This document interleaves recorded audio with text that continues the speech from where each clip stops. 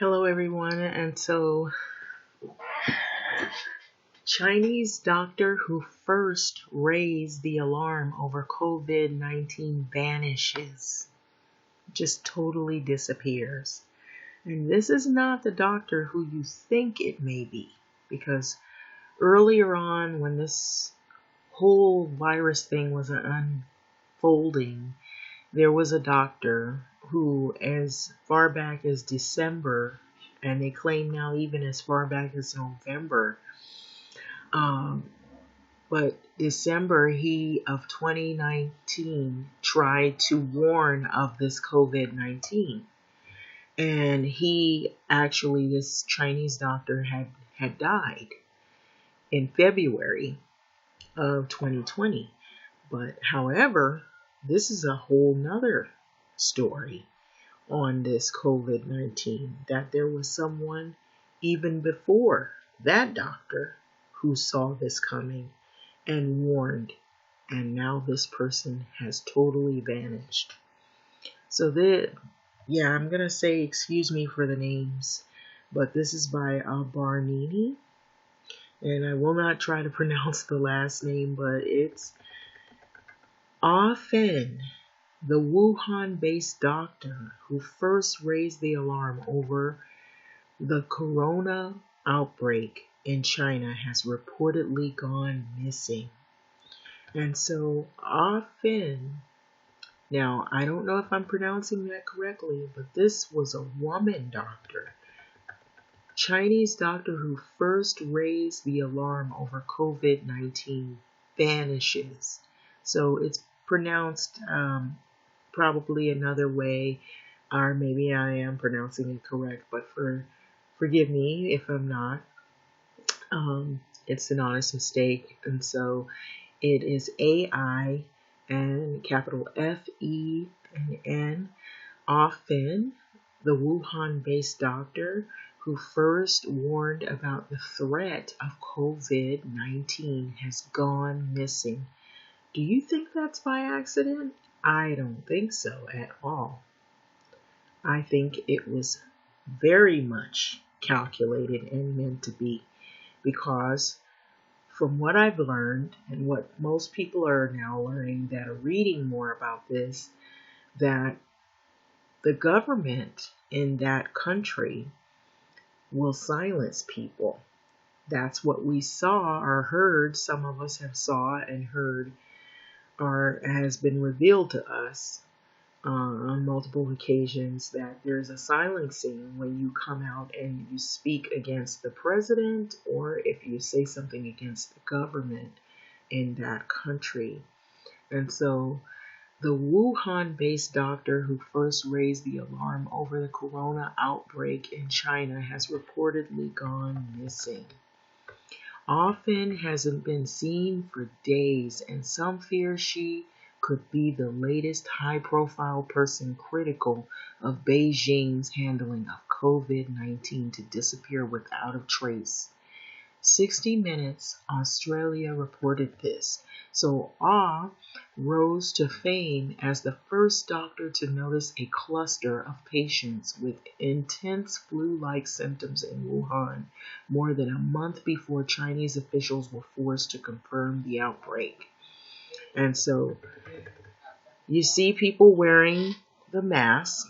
And so this is what I've noticed, that even when they're out in public, wherever they go, the citizens of this country wear masks. And that should raise a lot of questions as to why more people in the U.S. are not wearing masks. People wearing face masks wait to cross the street in Beijing on March 31st, 2020.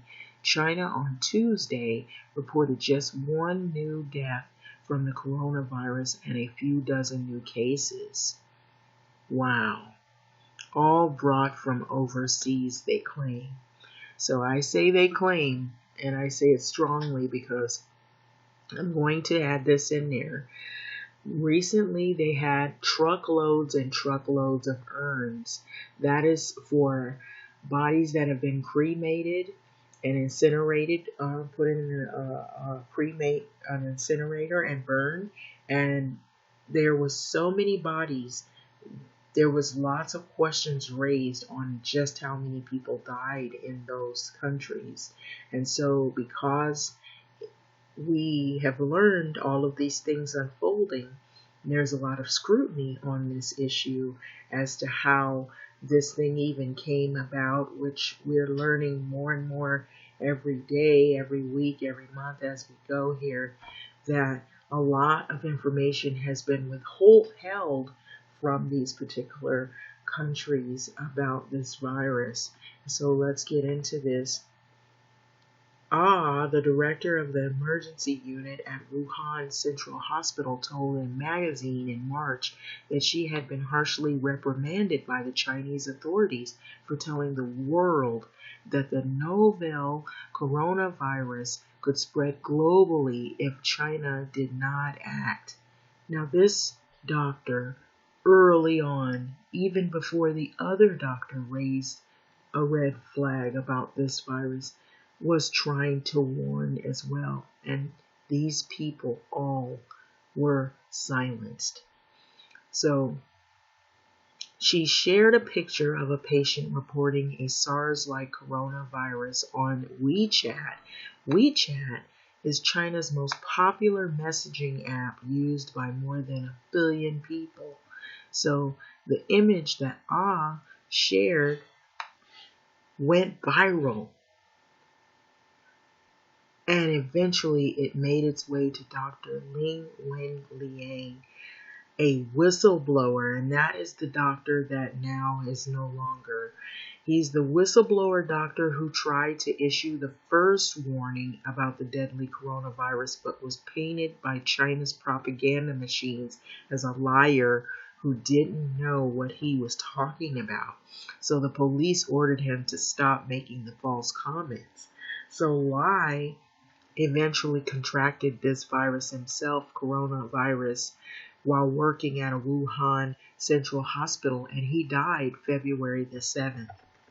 On Sunday, 60 Minutes Australia tweeted out a worrisome message. Just 2 weeks ago, the head of the emergency at Wuhan Central Hospital went public saying authorities had stopped her and her colleagues from warning the world. So she has now disappeared. What was she warning the world about? Why? What else were they going to warn the world about? And so her whereabouts are now unknown. So China has a history of silencing key critics of the president Xi Jinping and the Communist Party. So many people who have spoken out against the government have been detained, while others were never heard from again. Soon after the investigative show aired, a mysterious post popped up on Oz page on Weibo, a Twitter-like site.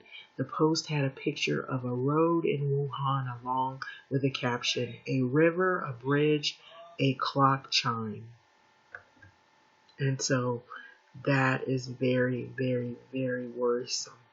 Radio Free Asia claimed it hasn't been able to verify Ah's whereabouts independently, nor has it been able to establish a direct line of communication with her as of now. So RFA has reported in the past that people are picked up by the police are known to have their social media accounts hacked.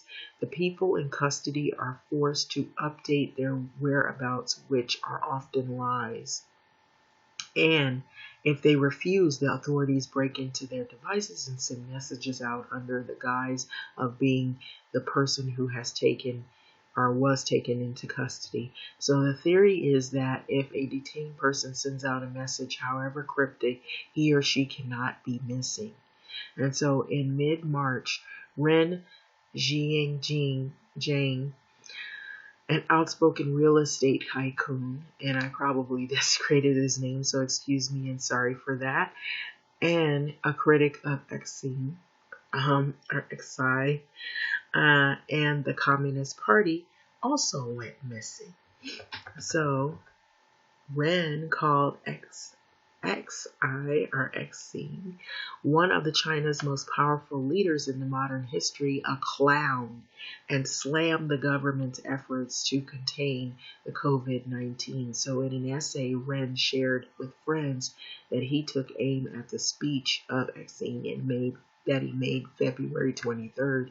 He told friends that he saw not an emperor standing there exhibiting the new clothes, but a clown stripped naked who insisted he continued being the emperor, according to the US-based website China Digital Times.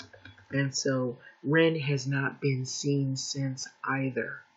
So it is important that Xi or Xi Jinping and the Communist Party to show a united front in handling um, COVID-19 outbreak or coronavirus outbreak. So China has been accused of multiple cover-ups, and medical experts say if China would have, even medical experts in China have said this now, if China would have come clean about what it knew about COVID-19 when it knew it, the contagion would have been controlled. Instead, the coronavirus, which we now know it as COVID-19, has spread globally, killing hundreds of thousands in its path.